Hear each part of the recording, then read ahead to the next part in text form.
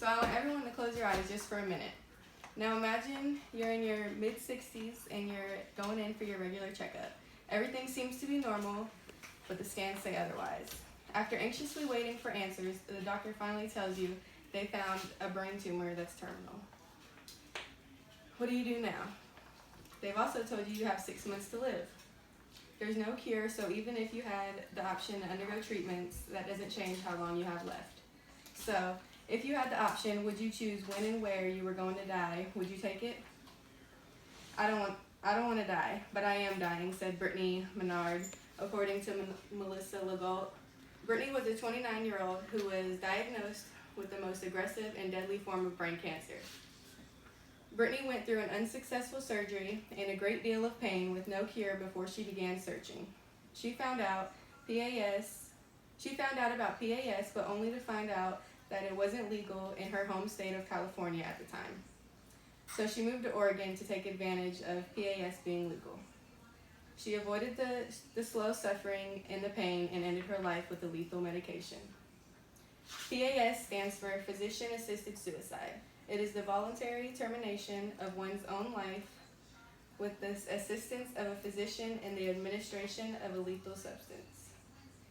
Since PAS is not the problem is that PAS is not available for all terminally ill patients.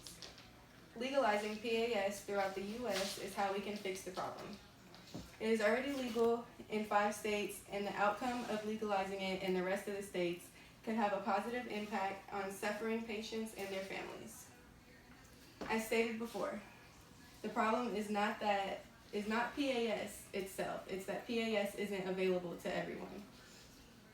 Dennis Sullivan tells us in his academic journal that as of 2017, PAS is legal in Oregon, Washington, Vermont, California, and Colorado. Within those states, only residents are capable of receiving a prescription. Residents also have to be at least 18 years old and must have a terminal illness with 6 months to live. If patients are qualified, they must go through multiple steps in waiting before they can get the prescription. Once they fill out the form of request and have it signed and dated by themselves and 2 witnesses, they will then receive the prescription according to Adam Sullivan. Along with PAS not available in most of the U.S., it is also not available for patients under the age of 18. Let's take Juliana Snow, for example. Adam Stillman wrote that she was 2 years old when she was diagnosed with Charcot-Marie tooth, an inherited disease that damages the nerves. By the time she turned 4, her nerves had deteriorated so much to the point that she couldn't even squeeze her own toys. She had to undergo a treatment several times a day, and she had to feel every bit of the pain because sedating her was too risky for her health. Juliana eventually rejected her treatments, even after her mother explained to her that if she does, she could end up in heaven. Juliana was okay with that as long as it meant her pain was gone. All of the U.S. should legalize PAS, and the states that it is currently legal should change requirement laws. Although not all patients seek medical help in ending their lives, the option allows patients to retain dignity. For example, in Oregon, 218 patients received the prescription, but only 132 actually ingested it, causing their death. A patient can be prescribed the lethal medication, but later decide to either take it or not to take it. States should also change requirements for PAS. The age requirement should be removed, and it should be moved to a case-by-case basis. In a periodical, Neelam wrote, the petitioners argued that Cruzan established a constitutional right of refusing life-sustaining medical treatment leading to death. That same right protects terminally ill patients' right to choose the medical treatment that ends in death, which would be the patient's outcome either way, with or without the lethal medication.